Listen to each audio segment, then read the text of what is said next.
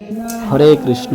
সুপ্রিয় গৌর ভক্তবৃন্দ, সকলকে জানাই সন্ধ্যাকালীন অনেক অনেক কৃষ্ণপ্রীতি শুভেচ্ছা। তো দেখতেই পাচ্ছেন তৈরি হচ্ছে তালের পিঠা, গরম গরম তালের পিঠা। তো সেটা ভগবানকে ভোগ দিয়ে একদম মচমচে সেই তালের পিঠা খেতে ভারী টেস্ট। আর যদি সেই তালের পিঠা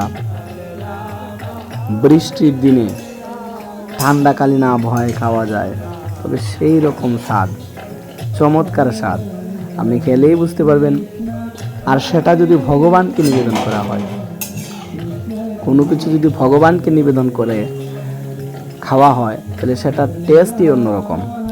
জগন্নাথ আগে গ্রহণ করবে, পরবর্তীতে যখন ভক্তরা প্রসাদ পাবে, সেই প্রসাদের স্বাদই হচ্ছে অন্যরকম।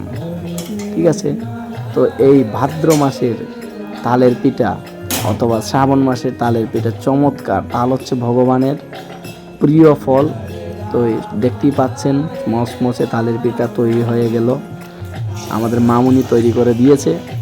আমরা কিছুক্ষণ পরেই সেই তালের পিঠা ভগবানকে ভোগ দেওয়ার পরেই খেয়ে নিব।